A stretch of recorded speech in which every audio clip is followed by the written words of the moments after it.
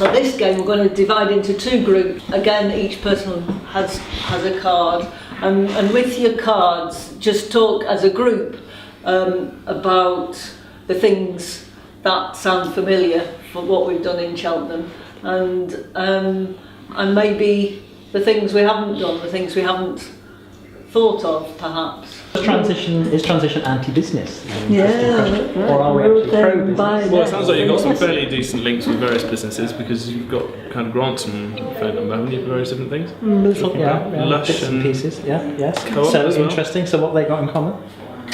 Well, Why Lush and Co-op? Why not Tesco and Sainsbury's? Well, quite obviously, Co-op. You've got the. It's all a bit more grassroots kind of organisations, I take it. Yeah, and cooperative aims, care for the environment and Lush have cooperative got an ownership. awesome ethical policy. I mean, they're doing lots of work with Indigenous people and some really exciting stuff. Yeah, and their employees are engaged in those projects. It's not just a case of funding it for other people to do it. They're really involved. Actually, take practical steps as well. Do you think, talking about meetings, it would be good once or twice a year to have a sort of general transition meeting where you're sort of trying to engage new people again? So it's a way of sort of reselling the message to try and get out to people that haven't really sort of grasped it or heard it yet. Yeah, so do you mean maybe with speakers? Under the Transition Town umbrella. Well, that was the idea of the festival, for example. Well, yeah, the festival was all about outreach, wasn't it? Yeah. But yeah, that's a possibility, and or we might talk about it, in the next bit. Cards about personal resilience, isn't it? And it's about avoiding burnout, isn't it? And avoiding. I think it's quite. I've got some thoughts, and that is that at the beginning of any organisation or initiative, it's quite useful if you have a few leaders who get the thing started and get the ball rolling, but it's no good if they kind of, as it gets bigger, if they keep it all to themselves. They've got to let it go and get more grassroots engagement. And I think this organisation will need, as any does, at some point, to try to devolve more, so that you don't have the same people doing all the work all the time. But you get so the community knows it's a community doing it for itself rather than having it done to it or for it. But one of the problems we've got. One of the sort of ethos behind transition is there is no leader. No. So it starts to get different then. But it's what I think what Stuart's saying is that if we can get people to care and to want to do something themselves, a bit like your friend was wanting to do, and then the groups then become self-sustaining in their own right. Yeah. And one of the things that's written into the Constitution is that the central steering group should disappear. It should no longer be necessary.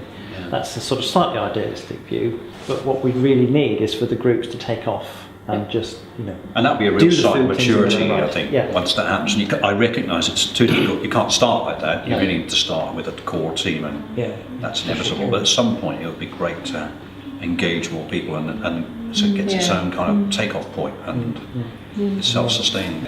But if you stay with a physical map, then it's actually quite difficult to ask people to redraw Cheltenham for the 2030s. What are you going to ask them to do? That they put a zoo in instead of Leckhampton, or it's actually not that easy if you want them to think that through. So it's actually a limited function. And if you look at the plans out there, which is the way that the professionals use the thing, it's quite a limited tool. And I think that's maybe partly why people didn't do it. I mean, my thinking was that maybe in the parks they might say we could have more allotments in these open spaces, or the car parks change them to allotments.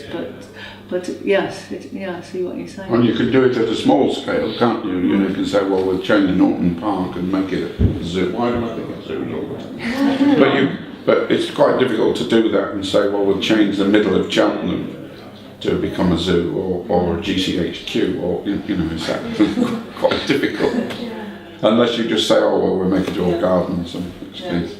But the burnout thing is really interesting. I often keep saying this. One of the things I think why transition will succeed and will keep on going is because of the heart and soul group and the sort of things that you do. Can I feed in my thing because I think it's relevant to this point, which is celebrating. Yeah. So this is actually, if you're also focused on the goal that we're trying to get to, that and we don't pause to celebrate what we have achieved, even if it is only quite little, it's an achievement nonetheless. And that means we start to lose our spark, and we start to feel that it's all a bit exhausting and so on. I mean, I guess. So I'm thinking of things like my allotment. The first time a cauliflower actually came into a head, I was just so delighted. I kissed it because it was such a joy. You know, 1 week I hadn't seen anything like a cauliflower. There's just this cabbage thing, and next week there's this white cloud appeared. Was it so good you couldn't bring yourself to eat it? Oh, I brought myself to eat it, believe me. Did you crack over a bottle of champagne? No. They usually do. Maybe there should just be a bit more chat on the internet about what's going on. You know, if your cauliflower come to a head, then For example, I went to a police meeting for South Cheltenham the other day, and they send out these emails all the time, all the burglaries. And someone said, couldn't we have some good news? And he sent out the one today, and he's actually put caught thing. And it just reads so differently from this list, just with that little bit. I think that actually relates very much to your card about burnout, because if you are celebrating and actually stopping to enjoy what you've done, that actually counteracts the burnout, because the burnout comes when you actually don't stop to look at what you've done, but just keep moving on and moving on, because there's always more to do. So I think they two go very well. They go really well together. No, it's great. I mean, I think one thing that immediately struck me when I read that card is the conversation that I was having in the other room about how what we're doing isn't necessarily going to impact on the whole world in terms of stopping climate change. You know, by putting a few solar panels on the roofs of Cheltenham houses, it's not going to change the whole thing. But by actually changing attitudes and actually spreading out, you know, by influencing the people around us, who will then influence the people around them, and it is that inner attitude change that is so important. And that for me means much more than actually being able to say, you know, I've generated that much less electricity today, or whatever. You know, it's all part of the same package, but it is, you know, it's that inner effect, I think, that's so important.